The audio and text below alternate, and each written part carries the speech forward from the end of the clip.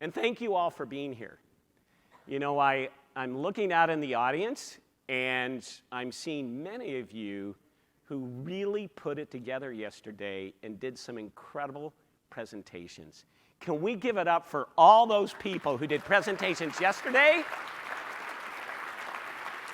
And all of you who are going to be doing these today. It was really, really fantastic to see you inspiring, kind of sharing your innovation and empowering your colleagues to be able to go back to their organizations and take the lessons learned here to really approach what this conference is all about, you know, with a focus on Patient Safety Awareness Week, which is how can we make healthcare safer.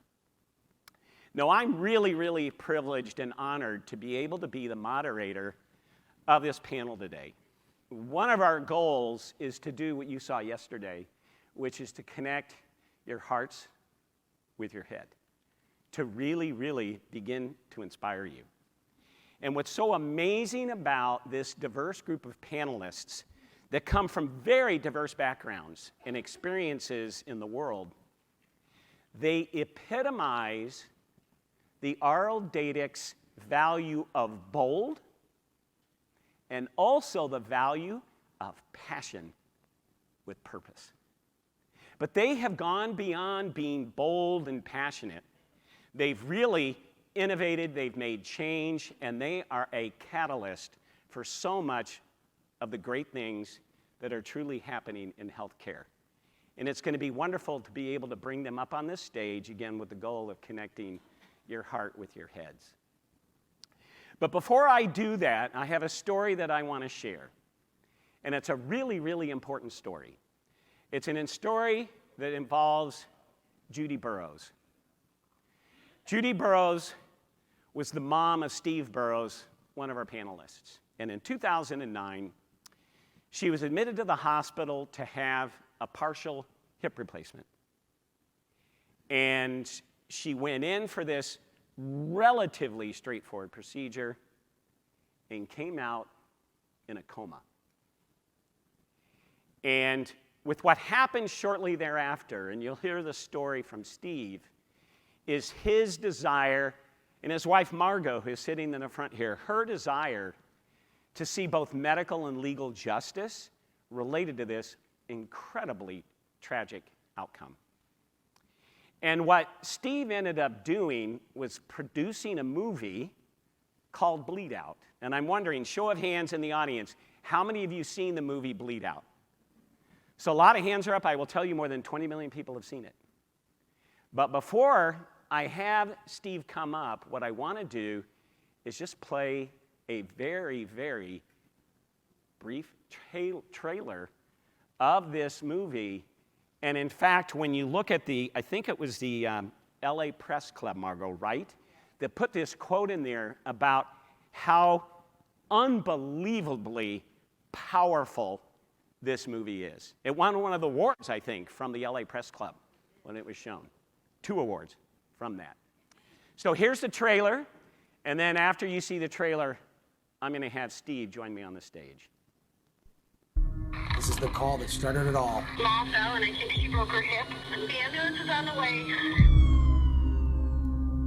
When my mom went into the hospital for a routine partial hip replacement, He knew something was wrong. the neurologist told us, your mom is in a coma. And now it's brutally clear. I need a lawyer.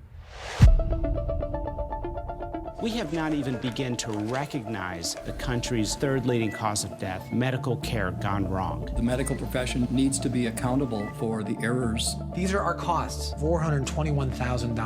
Meds, health insurance, taxes, all roads lead to the insurance company. Their whole plan is to drag this out as long as they can. You're a lawyer, am I correct? No, I'm a comedy director.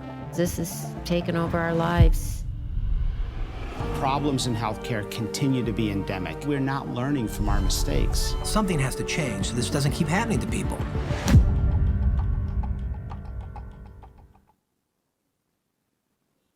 Wow. Wow. I mean, I can just tell you, it's an incredible movie, and for all of us in healthcare, I think it's really, really important that you take the opportunity to really view it. With that, Steve, I'm wondering, very good friend of mine, could we have Steve Burrows join me on the stage here? And thanks for being here, Steve.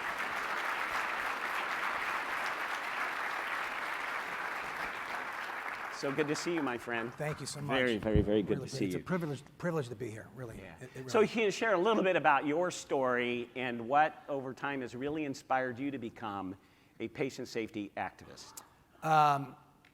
You know, for about 25 years, I was a comedy guy in LA, making a fool of myself for a living, television, commercials, movies, writer, director, performer, being stupid on TV is something I specialized in. And then in 2009, my mom, as you saw, in Milwaukee, Wisconsin, went in for this hip surgery and came out in a coma with permanent brain damage. And I was lucky enough to have an uncle who was a doctor and an aunt who was a nurse, and they had me get the medical records like right away. And I did, and my uncle looked at the records, and we saw that my mom had lost over half the blood in her body during this surgery.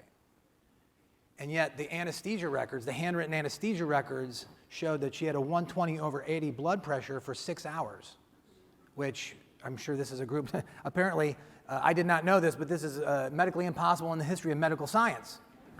Well, as an anesthesiologist, I can confirm that. Yes, and no, I've seen the record. and- And you look at the record and you're like, that is impossible. Yeah. That actually never happens in the operating room, especially when you lose half a blood volume. I would have never known, but fortunately, you know, I was lucky to have doctors in the family, and my uncle told me right away that this was a cover-up, and I'm like, I was just worried about my mother, and then they took her up to this ICU system in Wisconsin, and her blood pressures with the telemetry. Do we all know what telemetry is? I'm sure you do here.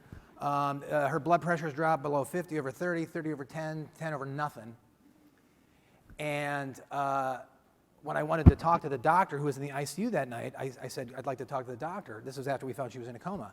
And they said there was no doctor in the ICU, that they replaced all the bedside ICU doctors with a camera doctor out by the airport in Milwaukee. And I'm like, well, was the camera on? They said that the camera was off. And I said, well, why? They said, due to patient privacy issues. This is true. It's called the EICU up there anyway. So what really started my journey is actually this ICU system and EICU system did not notice my mom was in a coma for 2 days. I found her in a coma on day 2. I just freaking out. She should have been up. She should be walking around. And anyway, that really was like the inciting incident. We had a basic plan of 1, take care of my mom if she survives. 2, get her justice any way we can. And 3, I started to hear that medical error was the 3rd leading cause of death in America. So I thought, well, you know, I'm a filmmaker. Maybe I start to, I don't know, maybe this is not just a personal story. Maybe it's a universal story. And then when I started to talk to my mom's doctors at this hospital, what they were telling me in private and what they were saying in our litigation publicly on camera was a completely different thing.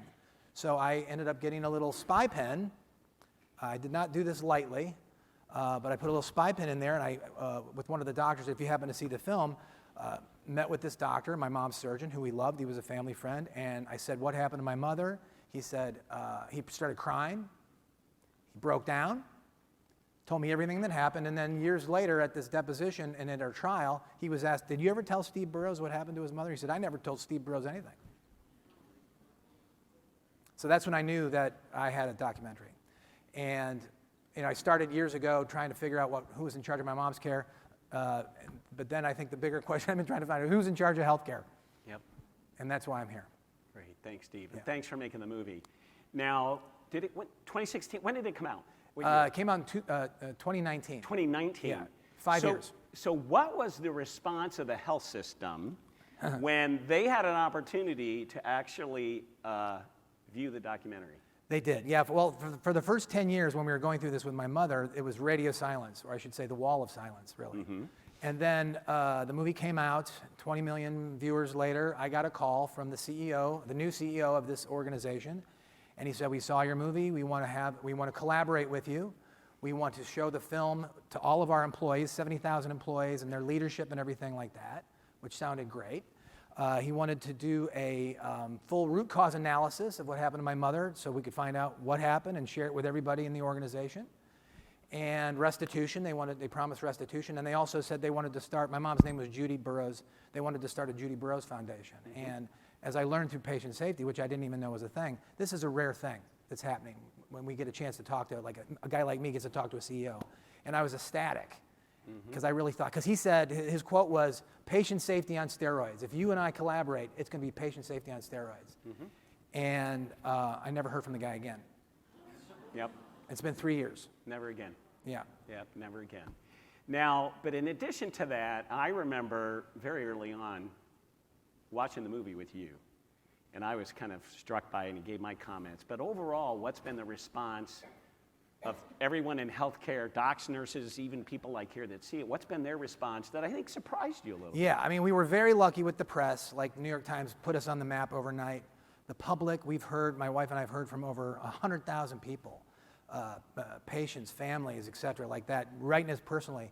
But I thought that the medical community, I mean, it's a hard documentary, but it's fair. You know, everything in there is true. But I thought that the medical community might be very defensive about this. And when you guys invited me to screen that first thing for a bunch of doctors and nurses, I'm like, oh, hey, well, I don't know. Let's give it a shot. And as it turns out, and this, I wish I could say that I intended to do this, but the greatest thing that's come from our story is that medical schools, nursing schools, universities all across the world have embraced our story as teaching curriculum. And the other thing, I get a little choked up, you know, because the hospital system never apologized to us, you know? It's almost 15 years.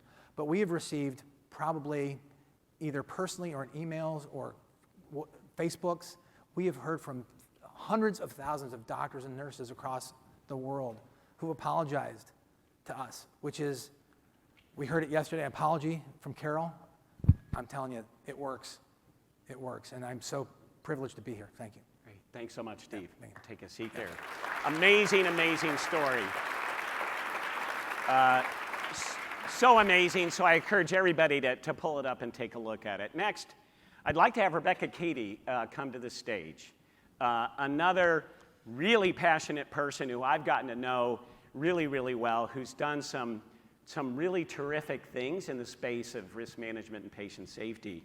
And so, Rebecca, again, thank you for coming here. It's so great to see you, and thanks for joining us. Thanks for having me.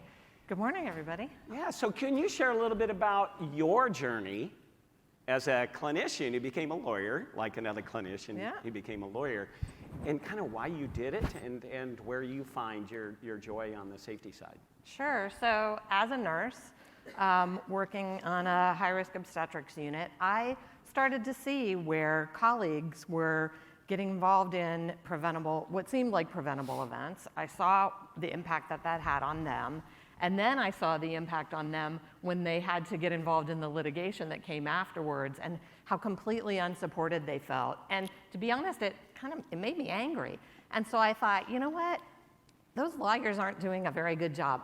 I'm going to go to law school because then I can do a better job because I know what it's like to be at the bedside and I know how terrified these people are, and I'm going to be the kind of an attorney that really helps them get through this. So I did that.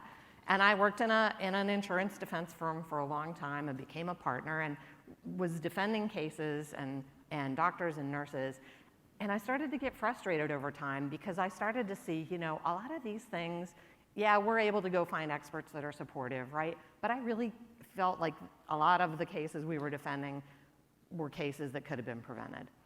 And so when it came time to look for my next opportunity, I said, you know what, I want to go in-house, because I want to be able to impact at the pointy end of the spear, as we call it in the clinical world, and help those providers as they're delivering care to try to prevent errors from happening, and then most importantly, to do the right thing after the wrong thing has happened.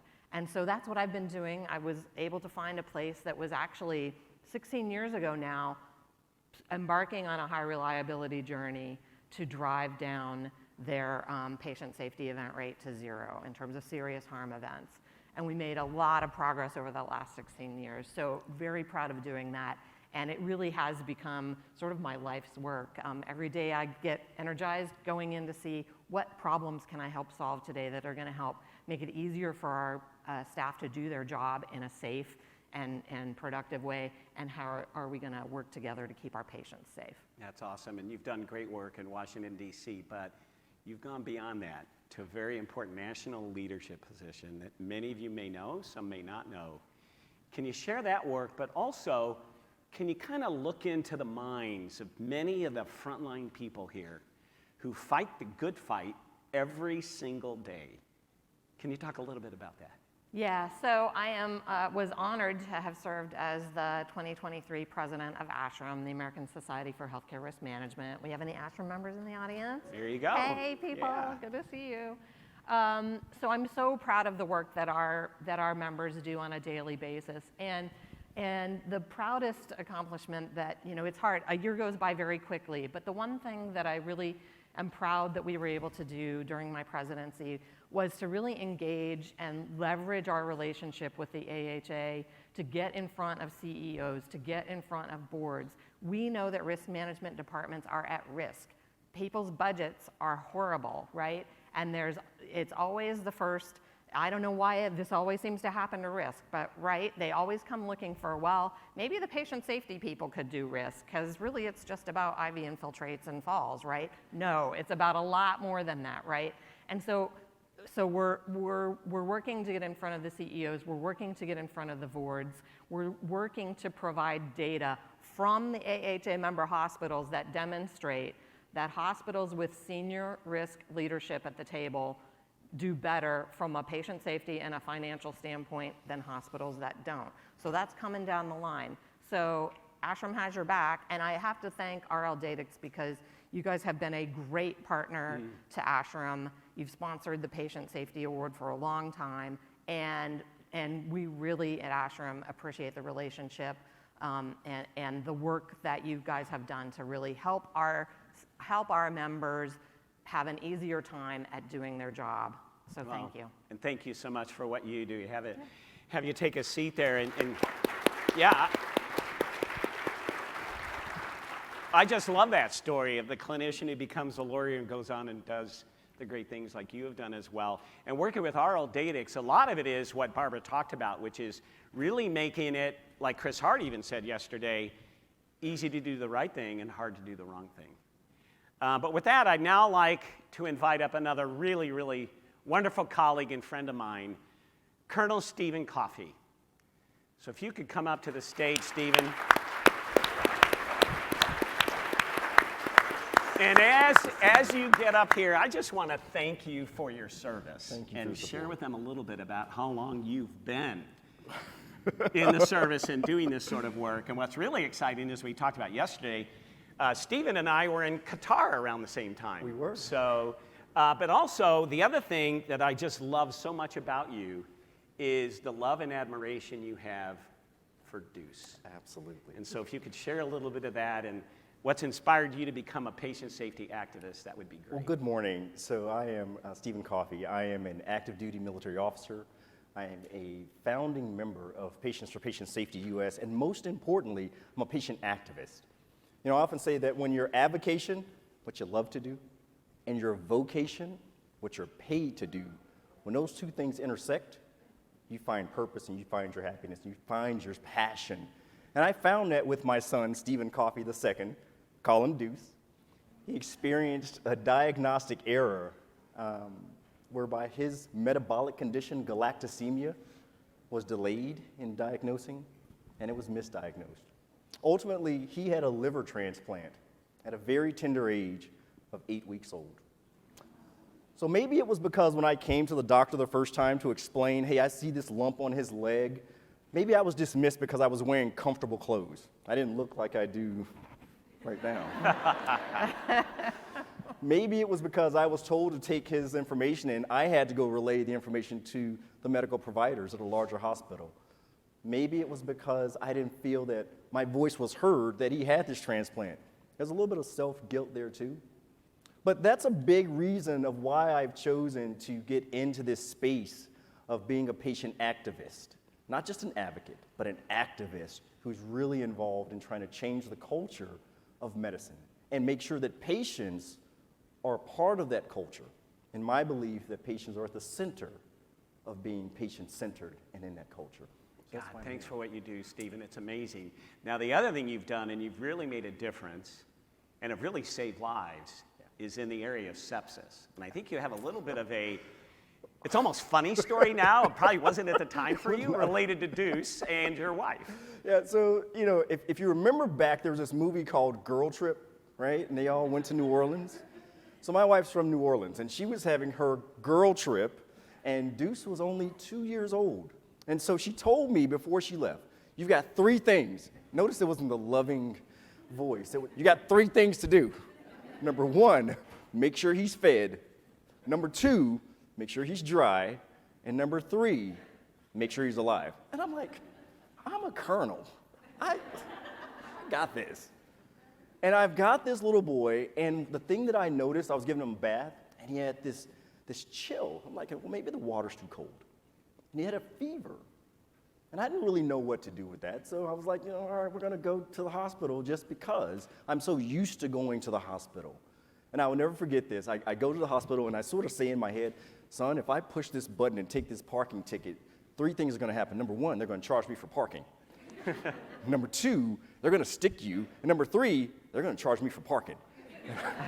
And I turn and look back at him, and his eyes are rolling in the back of his head, and I immediately go in reverse, go to the ED, bring my son in and say something's wrong with my son, and I find out that he went into septic shock. Thank God I was there at that moment and took him in. But the best part of this story, because he's 11 years old now, Yep. and Tim mentioned this, we talk about saving lives. MedStar Georgetown University Hospital and MedStar Health partnered with patients. And I mean really partnered with patients. And we developed new protocols that went across the entire hospital system. We used patients' voices and our experiences to partner with providers to go into the community and have these sort of councils, if you will. And so what that did is it broke down a barrier between patients and providers. We use those same patients to go off into our places of worships and all of our communities so that we talk from a patient perspective, and we started to train frontline workers. And this is the thing that really is important. We talk about escalation. We train frontline workers so that they could recognize the signs and symptoms of sepsis, because a lot of our administrators that sit at the front desk are maybe not clinically trained. And so we normalize saying, I suspect sepsis. And that's how we save lives. Yeah, bless you for doing that. Isn't that just an amazing, amazing story? So before you sit down, Jill Sawyer and I, who works for Oral Datix as well, one of my closest colleagues at the company, she and I were able to come to DC to watch you get promoted to full colonel, which was amazing. And I got to meet Deuce, got to meet your wife. It was an amazing, amazing experience to be there for that. If you ever have a chance to see one of those promotions, you really got to take advantage of it. I'll never forget the day. It was so awesome. Great. Thank you so much. If you could take a seat, that'd be great. So, Carole Hemmelgarn, you know, you got a chance to meet her yesterday. Really powerful story that truly connects the heart with the head. And as I said yesterday, so proud and honored to be your friend and colleague, Carole, for 16 years. And as I mentioned as well, integral to the creation of the Candor Toolkit and so much education around, you know, patient safety. It's just so great to see you. Can you share, in addition to even what you shared yesterday, some of the things around patient safety and what really mean a lot to you, Carole? I think what I took away from my experience was that I was an educated person in healthcare. I understood the language, the culture. I knew what to ask. And yet I couldn't save my own daughter. So then it made me think about, what about people that don't speak healthcare speak, that don't even speak English? The marginalized, the underrepresented. If I couldn't get answers and knew how to do it, what about the rest of the population that doesn't have that knowledge? And there should be equity regardless. Whomever is harmed, whether they're educated or not, whether they're in healthcare or not, should have that equity to understand what happened in their care. So it's really what drives me. And what drives me is that young, vulnerable population. I spend most of my time in pediatrics because they are vulnerable. And they're our future. Mm-hmm. And if we're not taking care of them, then they're not going to be there to take care of us in the future. That's great. Thanks for what you do. Before you sit down, though, what I do want to share with you that after your talk yesterday, in the afternoon as I walked around, and yesterday evening when I went to the carnival, I heard from so many of you about how powerful Carole's story was, and how it's the perfect opportunity to raise awareness around patient safety during Patient Safety Awareness Week. And thank you so much for what you do and for the courage you have to share the story, because I know how hard it is.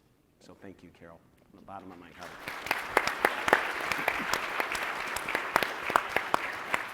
So again, let's give it up for this panel. This is going to be a really, really, really fun discussion. The other thing I want to do is warn you a little bit, because we're going to do something a little bit different towards the end here, which is I'm going to have all of the panelists ask you questions. No, and they're wonderful questions. They're very curious, and they're very interested. And so as we get to the end, we're going to kind of do the little paradigm shift related to that. But thank you all again for joining me. So let's just jump right in. So in terms of one of the first questions, and this is really for Carole, Rebecca, and Steve Burrow, from your perspective, we know healthcare hasn't gotten as safe as we'd like to be. We heard it from Jeff yesterday. We heard it from Barbara. What would you recommend for all of them out there as where can they start, and what could they begin doing, and what would that be? So, Carole, I'll start with you, of your recommendations to this incredible group of important people. I think integrating patients and families into the work. There's one area I'm particularly passionate about, and that's event reviews or event analysis, or what some of you may call root cause analysis. I don't call it a root cause analysis because there's never one root. But how can we really learn if we're not capturing the whole story? And that whole story is the patient and family are the only ones there 24/7, right? So how are we capturing their story, doing your root cause analysis with your team, and then going back at the end and saying, here's what was discussed here. Does it align? Does it open up different things for conversation? Keeping that whole closed loop conversation, but you will never, ever get an accurate event review if you're not talking to the people at the center of it. And they're going to give you such a gift. And I will tell you, most of the time, they're going to want to have that opportunity to share what they believed happened. Yeah, thanks for that, Carole. And when we think about connected healthcare operations, one of the things clearly that we're doing within risk and safety, as Barbara talked about, is making sure that we have the ability to input and track and trend a lot of that input from patients and families, which gets back to the whole point of, this whole conference about actionable data and being able to do that. So I just love that. So Rebecca, I'm curious from your perspective, especially based on your ASHRM leadership, can you share a little bit about that? And can you also, and then I'm going to want to come back to Carole a little bit on this, talk a little bit about those patient safety structural measures that are out there, that are some of the newest things that are coming out. But how about you, again, from the ASHRM perspective, what they can begin thinking about doing right now? Sure. So I think for me, the focus is on how do you best support the frontline staff? How do you best inform them about the trends and the things that are going on throughout your organization? How do you make sure that you're talking about what's coming up? Are you doing daily safety huddles? If so, are you tracking all those events? If so, where are you talking about that trending? What does the frontline staff know about what's going on? Do you have organizational event reviews where you're looking at the results of your ACAs and RCAs so that you can have shared learning across the organization? Do all the parts of your organization know what the end goal is and what their role is in reaching that? Do the housekeeping staff understand the importance of their job in keeping patients safe? Do the security team understand how their job applies to patient safety? So unless all the parts of the organization understand what's our end goal and how can I make a difference in that, it becomes really difficult to move an organization. You have to have, they say, people, process, and technology, right? So unless you've got all those components in place, it's going to be difficult to move the ship. The pull from leadership and the tone at the top can't be overemphasized. It's critical, but recognizing that not everybody in this room has the ability to impact that, right? But there are things that you can do at your level. We're going to talk about those more later, but be thinking about, you don't have to boil the ocean. Don't get overwhelmed with that, right? Like, can one person change an organization's culture? Well, maybe not today, but be like that pebble in the pond, right? Do what you can to create those ripples that will spread through the organization, because change can happen in that way and does often in healthcare. Thank you for that. One of the things our Datix is really doing, we are paying a lot of attention to those CMS, patient safety structural measures. There's already been 2 public comment periods. It's likely to go into the Federal Register this summer. But Carole, you were part of that and had a lot of impact in that. I think you were on the technical expert panel, right? Yeah. Do you want to share a little bit with them? Because many of them may not know what it is and what they can be thinking about, because if it's right with this question about where can they start? Yeah, you guys are going to really be able to help your organizations with this measure, because it's going to have it will pass. If it's the last thing I do, we will get this. It's going to be around culture. It's going to be around leadership. It's going to be around transparency. It's about care for the caregiver. All the work that you all are doing. So it's an attestation measure right now. So yes, it's a check the box. But the process we're seeing with these CMS attestation measures, so like one of the first ones out was an equity measure. The goal is they're going to flip to payment, but we're testing the waters with these. So the 2 public comment periods have been there. It's gone through the first part of the rulemaking process. It will go through the second part of the rulemaking process, which I happen to sit on that Patel committee. And just to give a plug for patients and family activists, as Stephen said, we have several of us that have gotten ourselves on all these spots to help move some of this work forward. So it's not just physicians, nurses, others. Patient activists are actually helping drive this. But it will impact all of you. But if RL's data platform can help assist with that, which I think it will, it'll make the attestation process pretty easy. Oh, absolutely. I mean, when you look at Barbara's vision and Jeff Surge's vision of connected healthcare operations, we are going to be able to easily hit 80 to 90% of these new measures. It's just we're trying to be ahead of the curve. It's kind of like what we heard from Ambassador Sullenberg yesterday, change before you're forced to. And so we're changing, and we want to help you change as well. Steve Burrows, where can they start, my friend? We recently had a screening of bleed out at a medical school, and they did an interesting approach where the head doctor of this facility, he broke down the film. Because I filmed this on my iPhone basically over a period of 10 years, and I had never done this before. I mean, I was so in the trenches, the fog of war. I don't know up from down, right? And now this doctor and his organization were looking at this, and they literally broke down the entire, pre-surgery, surgery, transfer, ICU, EICU, et cetera, out to what you talk about, the ripple effect, not just what happened to my mother, but the 10 years that took place afterwards. And he asked me, as they broke this down, he said, did anyone ever take ownership at any point along the way? And I didn't even know what he was talking about. He said, no, like at one point, there could have been a nurse in the early, because my mom was on these blood thinners, right? 3 blood thinners, that's why she bled out. But she sat in that hospital for 8 days with no plan of care. So, and I'm obsessed with this now, about this concept of ownership. Of course, we talk about accountability, transparency. But I swear to God, if one person in those early days had taken 5 minutes of ownership at any point in those first 48 hours, it's like the moment of truth. I feel like our movie is about one thing, and it's like this moment of truth. Which way are you going to go? Because we're all human, we all make mistakes. Something's going to happen. It might not be good.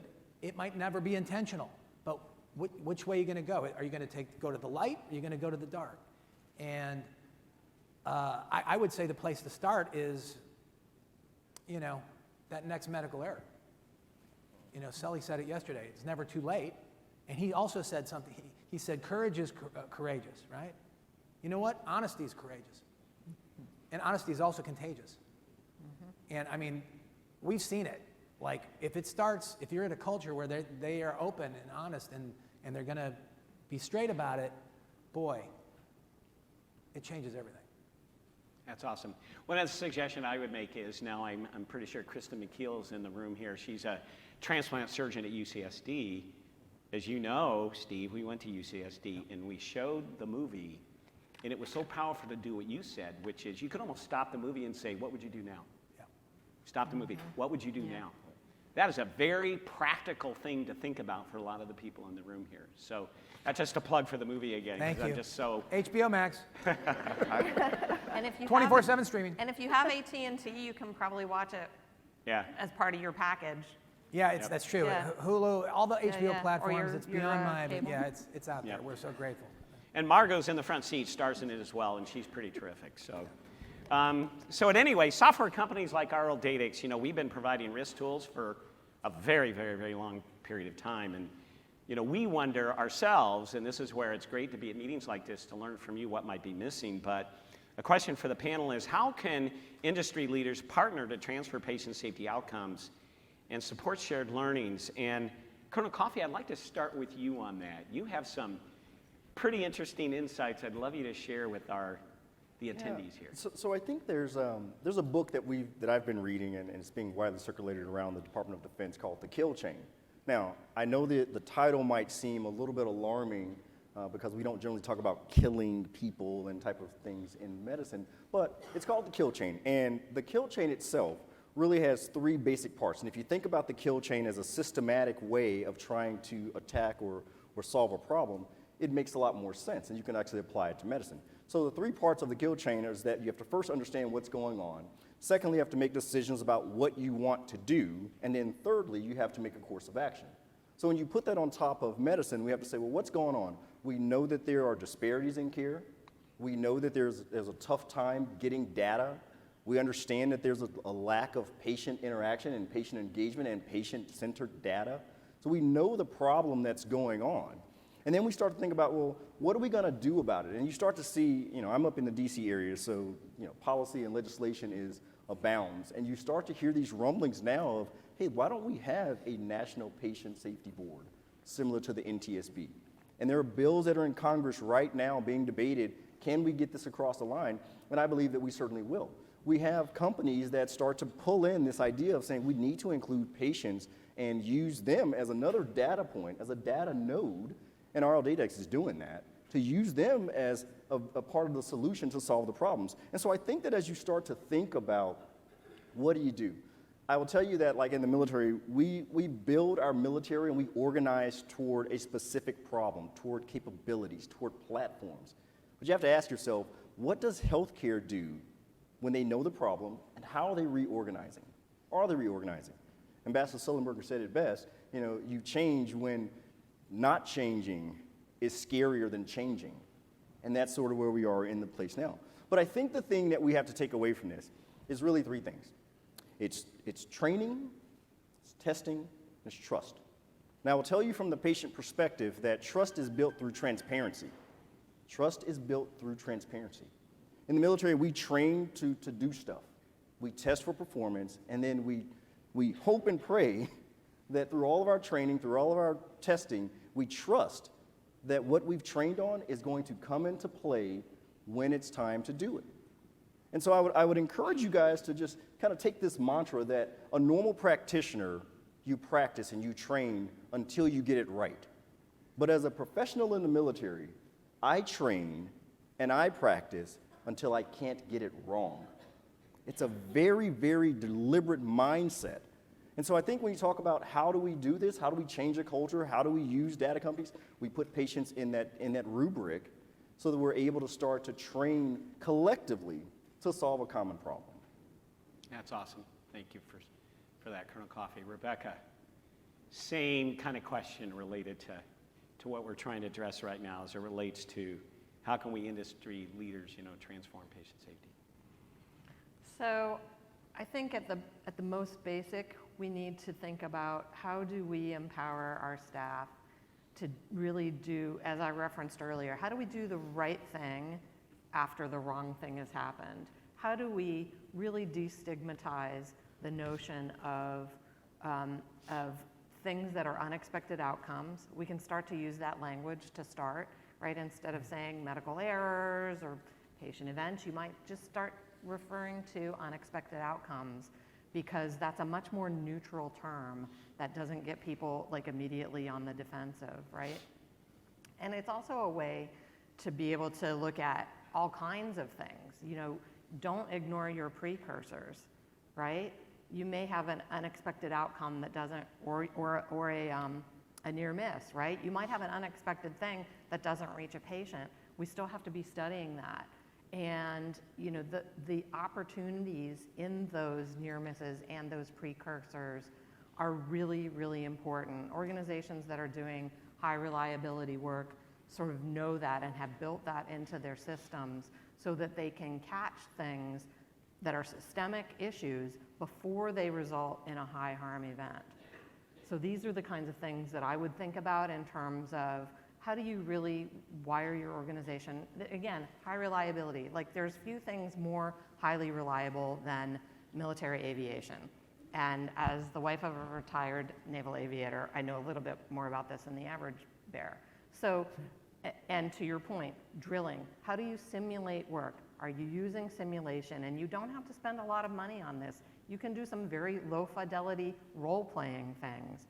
What are the most difficult things you have with patients and families, right? We're dealing with people at high energy and emotional levels. How do we de-escalate people? Yeah, they don't teach this in medical school. They don't teach it in nursing school, right? And so what are the things we can do in a low fidelity way to really be able to pull all that together? That's awesome. I'm so glad you used simulation there. I'm going to go out of order a little bit, and Colonel Coffey, come back to you, because some of the most innovative simulation I've seen is at one of our organizations that was part of the Candor Toolkit. And they are an RLData's client, and in fact it was on Barbara's kind of presentation, is Christiana Care. And what they learned, and this is when we were doing our Candor Toolkit work back over 10 years ago, they were using simulation and empathic communication training to train the registration people to get the appropriate race, ethnicity, language preference, and other kinds of information, so that when it comes to data management, you're getting good data input, because if you don't, you can't get the output. Colonel Coffey, you want to talk about that a little bit, because I know it's kind of near and dear to you, and even some other areas we could probably improve on. Yeah, so I think, you know, when we talk about representation, it matters. It absolutely matters. I'll give you one quick vignette. There was I love MedStar Georgetown University Hospital. And I'm going to highlight this because the president and CEO of the hospital, when she was the senior vice president of medical affairs, we had a conversation about representation. So here you are, a patient, talking to the medical affairs VP, who is now the CEO, and we still have very clear, candid conversations about inclusion and representation. And so I was in the hospital with my son for a number of days, and I looked at the residence wall, and they have the pictures of all the resident classes there. And nobody on that wall, 3 class years, was a person of color, and very few women. And I went to the doctor and said, hey, here's what I'm seeing. Here's the optic that I see. You're telling me that no one from Meharry Medical College, historically black medical school, Howard University Medical School, historically black medical school, none of those people wanted to come to Georgetown. You're telling me that no person of color from any other medical school wanted to go to Georgetown to do this type of a residency. And I am going to go on a limb and say that every single medical student wants to go to residency when they finish medical school. Just guessing. My sister's a doctor, I'm just guessing. And so what had happened is that we really started to peel back and point out a blind spot. It was a blind spot. And so there's this model that was made by 2 American psychologists called Johari's window. And in that model, there are 4 quadrants in this chart. So there's one quadrant that has knowledge that you know about yourself and knowledge that other people know about you. That's called shared knowledge. There's a quadrant that has knowledge that you know about yourself that others don't know about you. That's called your secrets. They call it the facade. It's called your secrets.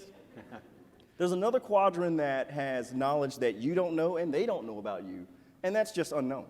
But the magic, the secret sauce, that one quadrant that you have to pay attention to is the knowledge that others know about you that you don't know about you.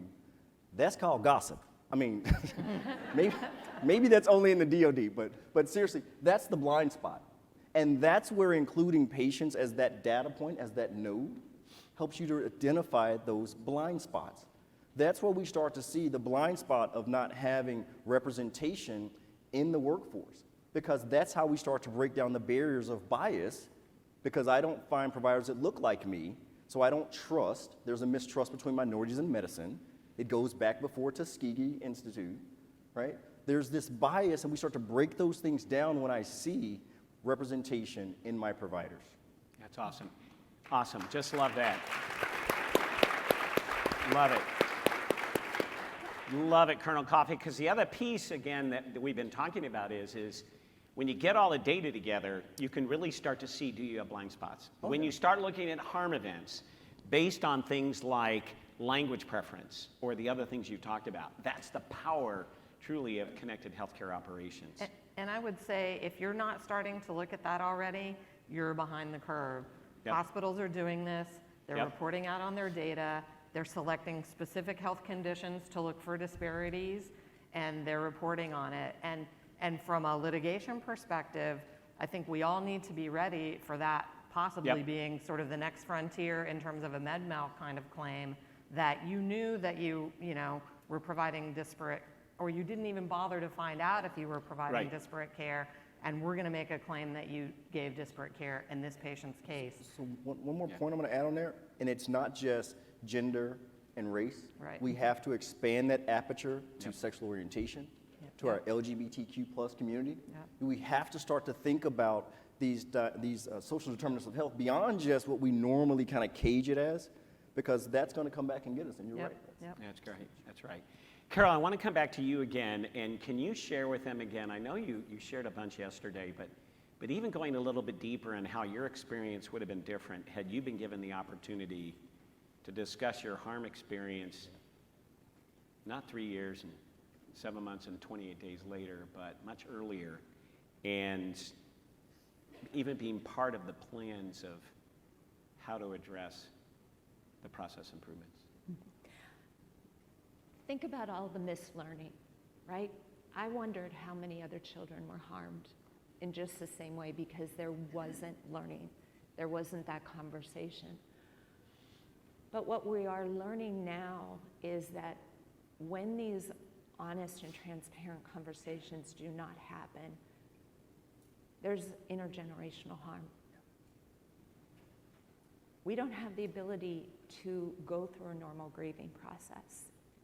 I thought I was alone in this until I found a couple other harmed patient family members that our children now have behavioral health issues, right? So long ago, we didn't even talk about harm, but now we have to understand that harm is multi-generational. So when we don't get honest conversations to learn, we're frozen. And our children become silent victims of this. In fact, all of them, that my little group that we've been figuring this out, they become invisible.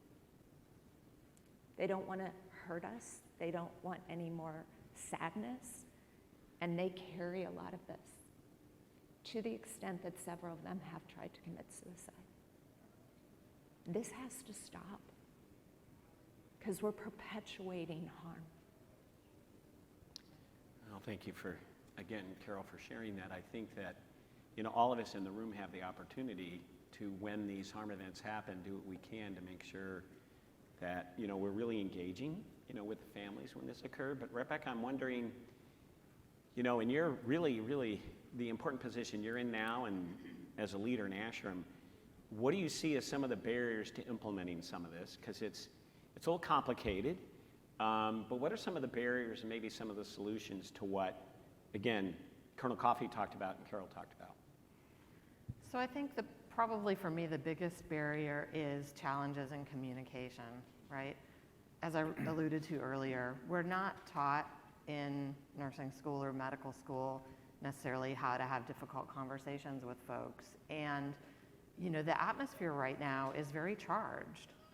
Oftentimes patients and families come into our buildings angry with us, literally for no reason. They just come in angry because everybody, it seems like in the whole country, is angry right now, right? So there's that.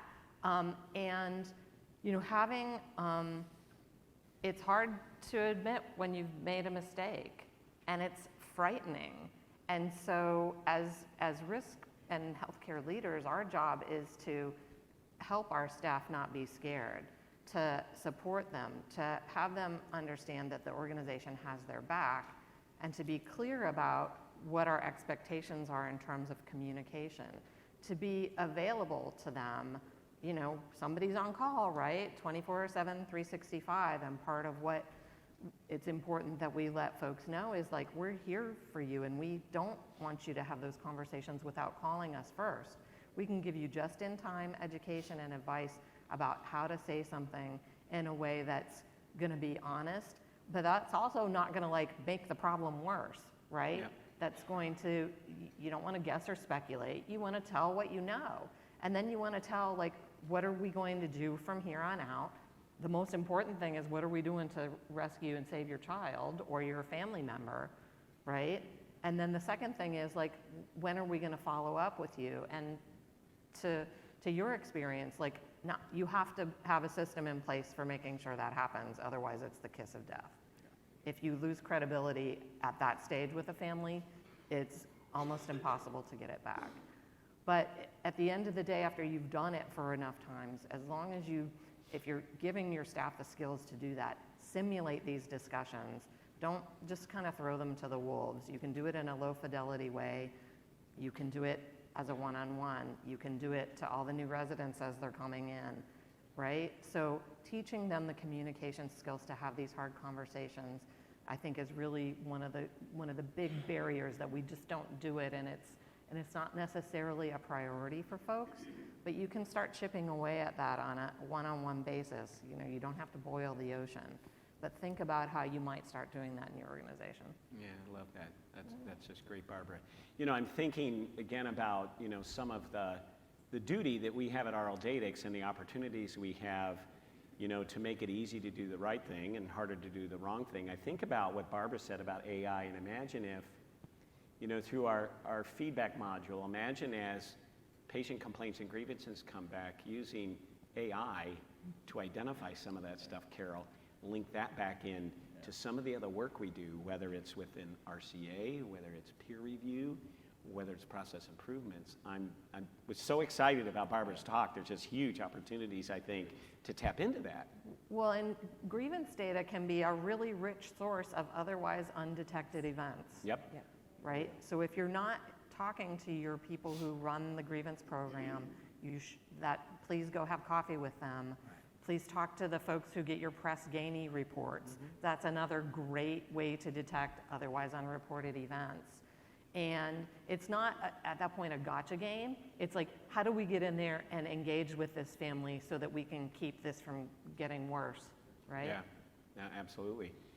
So Steve Burrows, I think you might have a question for Rebecca and maybe me as kind of where I'm coming from, but let me throw it over to you. And I do.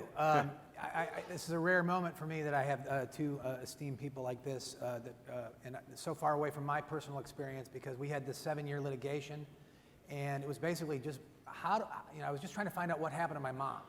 And in our situation, our only option was to lawyer up, because the hospital stopped talking to us.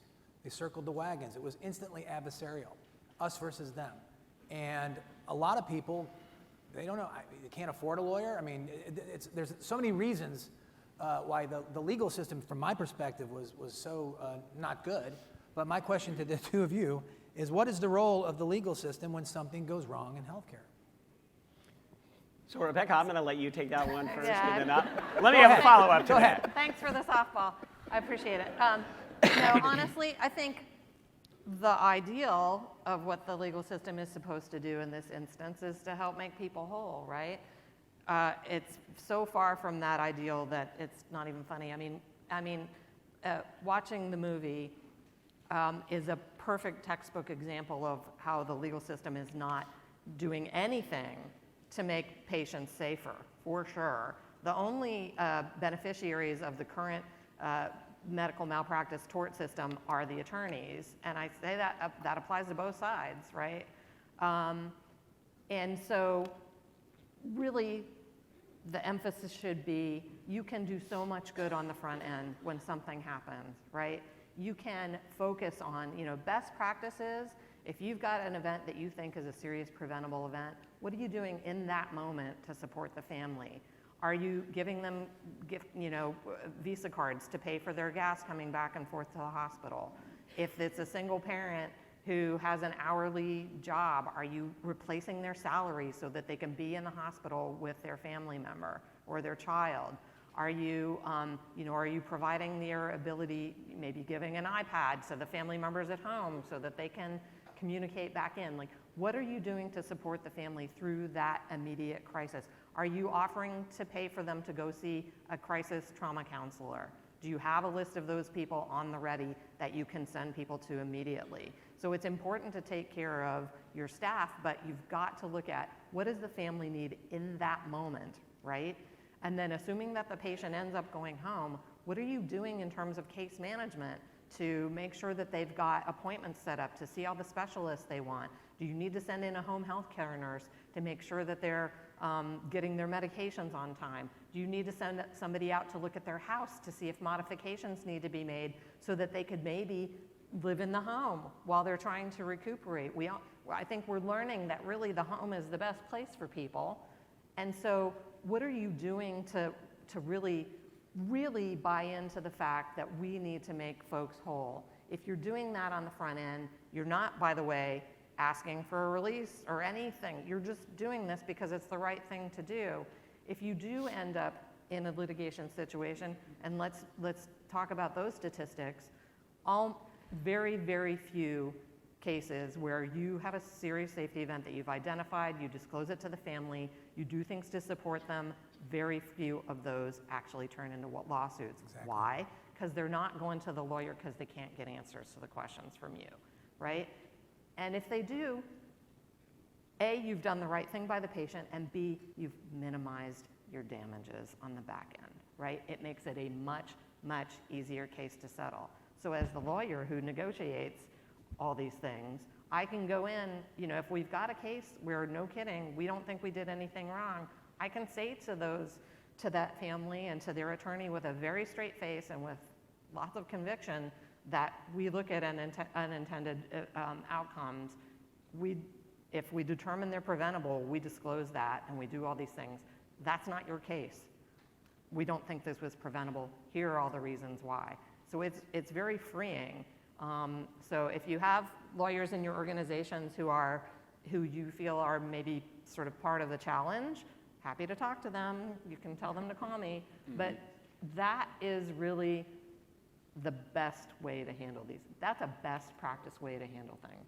Well, and I love that. And I also think you really build trust within the medical community when you say what you said at the end there, which is if we look at the care in this harm event, and we've done our deep RCA, we've done our peer review, and we've come to the determination that our care was appropriate, to let them know we will defend you no matter what happens builds a lot of trust in people going in to do that. Yep. You're not going to settle out from under them, and you're not going to do that. Yep. I know we talked about this a little bit yesterday, Rebecca. Can you share a little bit about how software supports you in that effort? Because you've really, really taken advantage of some of the software and collecting data and driving that. Sure. So we really try to put everything that we can into our RL and into our RL, and that's sort of the beauty of the platform is it can be so adaptable. And so we look at our litigation trends. We did a deep dive into what kinds of cases are we getting sued for? What kind of cases do we end up having a hard time finding experts for? We actually even mine those to go like, does this case represent a thing that we really should have called a serious safety event, right? And we go back and we'll go through that process if we have that worry. Like if we're unable to find a supportive expert, then that's a sign that we need to kind of go back and take another look at it, right? And we report out on these things. Are you using this data? Are you doing a report for your credentials committee of the people coming up for reappointment every month? Are you using the patient feedback data? Are you using the incident reporting data? And you've got to be careful there because you don't, if you're looking at your patient safety work product, so talk to whoever in your legal team is sitting on your credentials committee, figure out what kind of data might be useful for them, and figure out how to hardwire that. There are so many different automated reports that you can create that really, for the folks who are deep into the data and the database management, like go and have coffee with the people who are doing your legal work. Go and have coffee with your accreditation and regulatory team. Go and have coffee with your CNO and your nursing unit leaders.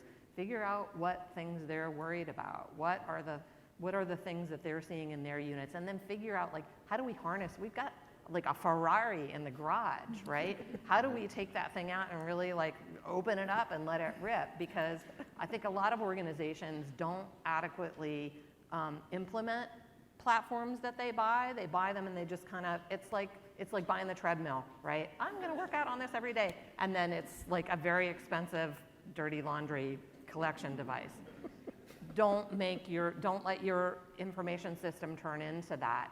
There are so many different things you can do with it, and it's really just a matter of your imagination and looking at what does the front end need in order to make it easier for them to use their data to drive performance improvement at the unit level and at the bedside level. Those are the things that I would really encourage you to think about. Great. Thank you for that.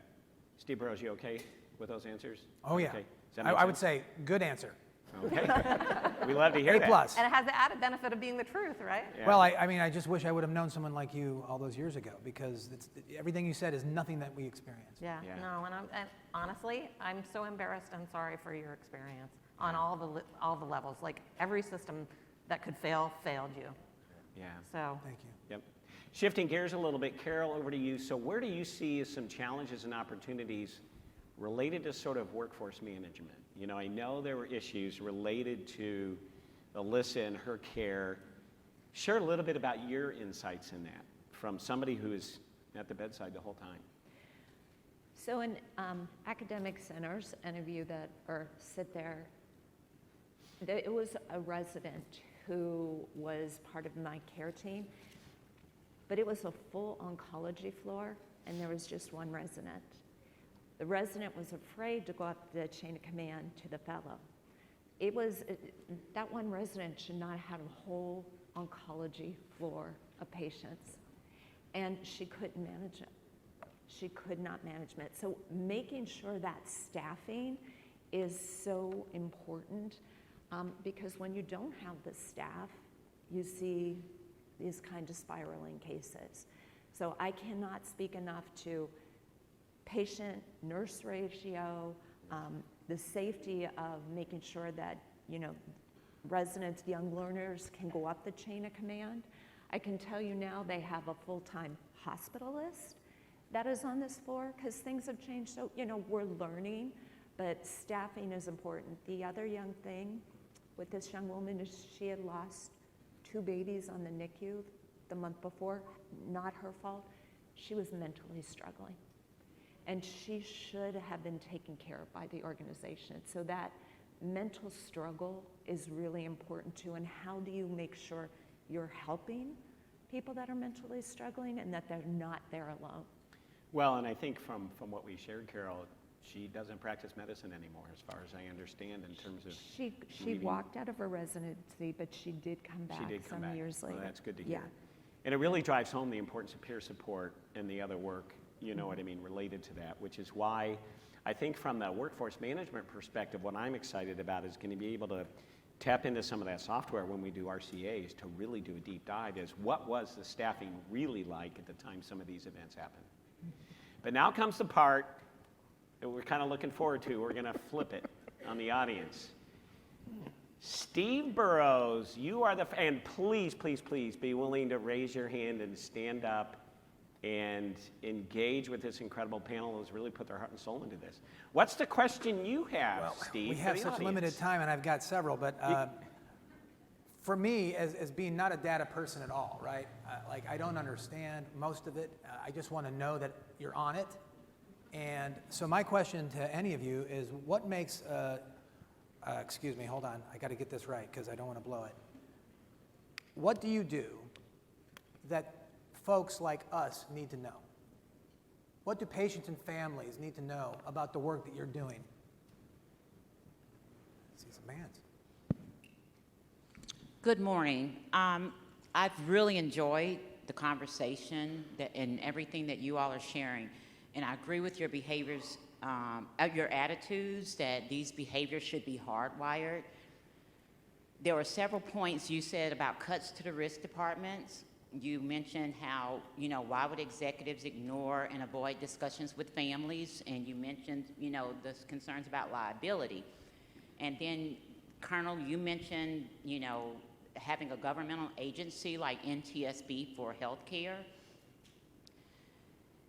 Everything that I'm listening to, I too liken things to the checklist and what the aviation, what they do. But aviation, those are machines, those are planes. Mm-hmm. They're all supposed to be built on an assembly line the same way. Human beings are not. Every patient, every family member is an individual. Every nurse, every doctor is an individual. And unlike the military, we cannot say you're insubordinate. We are supposed to have just culture. But the government does not give us just culture. Medicare, Medicaid cuts, CMS, everything now that they say to the voters, it's about improving quality of care. No, it's about cutting spending and having hospitals to pay them back and don't get reimbursed so that risk departments get cut, so that quality departments get cut, so that programs care for the caregivers get cut. I didn't mean to do this, but I think it's just like we do. It's a root cause that's a systemic, universal problem in this country. You have the have-nots and the haves. And on my news feed this morning, it came across how wealthy investors got rich looting America's needy hospitals. And it's this group that bought all the land of these hospitals and charged the hospitals monies. And the three things it said in common about these is that they all serve low-income communities that suffer from lack of access to health care. They were all owned at various points by for-profit investors. And they stripped the hospitals of their prime asset, which is their land.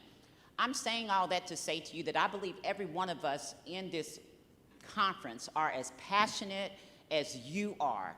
And we don't like when things happen to patients. We cry with patients, we hug patients and families, and we try to be there. But there are so many bigger things holding our hands back. And it's so hard to look at you in the face, look at you when your daughter passed away, and tell you we made a mistake. We own up to it, we do, but it's hard to have, when you say, make sure there's enough staff, and the hospital saying we have budget cuts. Say, make sure staff have good morale. Well, staff don't have good morale when workplace violence is on the increase and people are cussing them, hitting them, and doing all these things. We're trying. I believe everybody in here is trying, and we hear you. We hear you. But if you want to help, let's also go up to the government and say, we can ideally, these are the best practices. Let's put some money into the hospital industry, healthcare, and let's help them to have these practices put into place. Awesome. Awesome, awesome, awesome. Can I give a little something on that? So, I think she just answered my question. Steve, if I could paraphrase, you really are talking to the choir. I mean, they all care. Yeah. They're all here. You just heard the applause. But Steve, I think you had a comment. You want to make I as do, well? because you brought up so many great points. And I will tell you, there's a couple things. I was scribbling notes really quickly. So fundamentally, medicine always and has and always will be a people business. Has been and always will be a people business. The fact that you got into this profession says that you're about a people business. That's point number one. Point number two, I had mentioned earlier, when we talk about how do we start to change it, we talk about is training, testing, repeat, training, testing, repeat. Yeah, we can't figure out every single scenario, but we can do enough of them so we can start to understand how do we react in those scenarios. Point number three, we have the same thing in the military. I will tell you, we have an $800 billion budget. Sounds like a lot of money until you figure out that it costs $35 million for one plane, and we've got to make hundreds of them to do the work that we do. I work at the National Security Agency, and you think intelligence is cheap? It's not. There are things that are going on all across the world. You've seen it in the news. So $800 billion is not a lot of money, so we always have to look for ways to improve. And I tell my people all the time, because they come back with the same exact things, I said you can always look at something through the process, you can look at things through the people, and you look at things through money. So I cannot always increase your salary in the military. It's a fixed income, right? I can't, right. Yeah. I tell my wife I that remember when it's this. like, I'm on a fixed income. Yeah. I can't always give you more money. I can't always give you more people because I've got to recruit. It takes a long time to become an intelligence professional, just like it takes a long time to become a clinical provider. It takes a long time to get there, right? So I can't always give you more money. I can't always give you more people, but I can always change and refine the process. Thank you. Process, Thank you. people, money. The last thing I'll tell you, and we talk about this culture, you mentioned morale is low. And again, this is not systemic or not rather just given to the medical professional, but it is systemic across all professions. In the military, I have I had a person say, "You were alive in '84?" Get out of my office. Right? But the thing is, there's cultural differences. But the thing that I go back to when I look at that one piece is that I have to look at how we set the temperature. So when I go around the world and around the country and I talk to C-suite leaders, when I talk to the CEOs of hospitals, I tell them this one thing: you are a thermostat, not a thermometer. Thermostats set the temperature. They set the culture. They set the pace. They say that patient safety and engagement and inclusivity is important. They set that. And so it's important for us to use a collective voice to do that. We just finished up in February and African American and Black History Month. There was a collective voice that came about through bus boycotts and civil rights that we now have a lot more progress has been made. The collective voice of all of you in the room, the collective voice of patients being included, is how we start to change that culture and really, again, get back to patients being at that center. So I know, I understand the morale piece, but I think that collectively, when we continue to say those things, to beat that drum, that's how we get that National Patient Safety Board. So I was going to say, workplace violence, it's a problem. You can't provide safe care if somebody's in your face yelling at you. You can't provide safe care if they're threatening to follow you to your car at the end of your shift and kill you. That's just not okay. And so what do we do? It's like, but I'm just one person. How can I fix this, right? Again, you're in risk. You collect data. Are you putting your employee events where they experience violence in your system? Are you analyzing those with the same rigor and depth that you do your unexpected patient outcomes? If you're not, I would say that that's a really good place to start. I treat it as though it was a patient safety problem. Work with your performance improvement folks. Work with your HR folks. If you're not responsible for managing your workers' comp program, talk to the people who are. Figure out how many days away restricted and transferred have you had because of workplace injuries involving violence. If you start to talk about those numbers, you may be able to get some leverage from the powers that be. If you can put dollars and cents to it, you can make a case of, hey, this is why we need to address it. So from a it's the right thing to do standpoint, but also because it makes fiscal sense to do that. You can't have people coming in and trying to provide good care when they're scared to death. That's just a recipe for disaster, and it's the kiss of death for an organization, really. So look at that data, treat it as though it was a patient safety event, mine that for common root causes and key drivers, and figure out a work plan to make it better.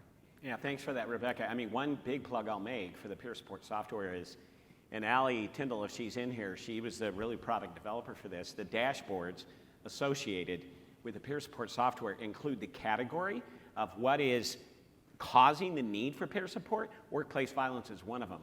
And so those organizations are taking advantage of it, are getting really good data related to that. But Carole, over to you. Can I? You have this, oh, you can comment, and then you get to ask the next question for the audience. Yeah, I just want to say some legislation just got submitted on Monday, and it is to create a national patient safety board. Stephen alluded to it, but I really want to call it out because this is where we can use our voice. Bipartisan legislation. Republican is out of Texas, it's Burgess. The Democrat is out of California, Barragan, B-A-R-R-A-G-A-N. Write your Congress people. It is saying we have to have a national place to report errors. We have to have someone in charge, a czar, whatever you want to call it. But just to what you were saying, this is now when we in this healthcare field can use our voices and get this kind of legislation passed. So happy to send out more about that, but this is the time. And what question do you have, Carole, for the audience? So what question I have is, it takes all of us, a village, to report errors. Do you have a mechanism that patients and families can report into your system with what they see? And I'm posing this to RL Datex too. It's like, how do we have a mechanism that patients and families can? If we get a national reporting system, it's one way. But boy, you talk about a lot of opportunities to get near misses and to get ahead of things if they could have a mechanism. Anyone doing anything like that? Any thoughts? Oh, there's a hand up right here in the middle. Hi, I'm Maria Hopper, Director of Patient Safety from UC San Diego Health. So in our organization, we use the feedback module, which patients put in their grievances.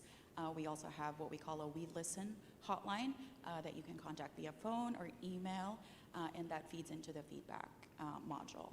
And we partner with our risk management and our patient experience team to review some of the cases that rise to level of peer review, high-risk events that need an RCA, and things like that. So it's a partnership between the patient experience, risk management, patient safety, as well as regulatory. And to go back to your question earlier, Steve, we also have what we call a safety event review team. So it consists of our patient safety team, again, risk, regulatory, nursing education, and we also have 2 physician champions that sits in that review team, which is Ian Jenkins, that you know him, Tim. He's kind of like our candor expert. He also does the patient family outreach for some of the patients and families involved in significant events.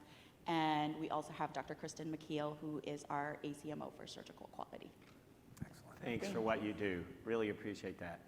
Colonel Coffey, the question you have for the audience. So my question centers around feedback. And it's really, what's your way of actually getting patient feedback? Not just the normal survey that's sent out by the hospital, but how do you get feedback? How do you process that?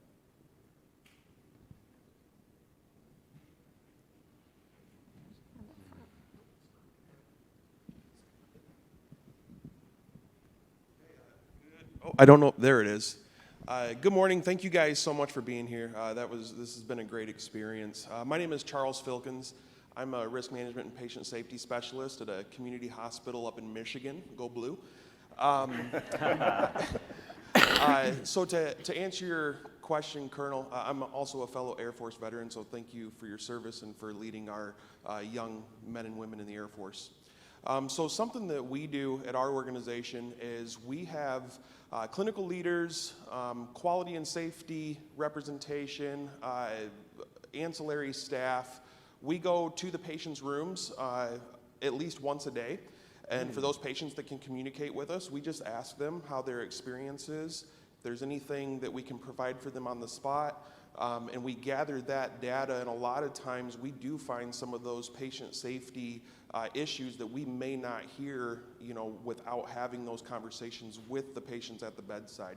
So that's something that we actually started doing about 2 months ago, and the amount of data that feeds through from those people rounding and coming to me in risk management, it's invaluable, and I'm very happy that we're doing this because, like I said, I don't know if we would have heard that had we not been rounding.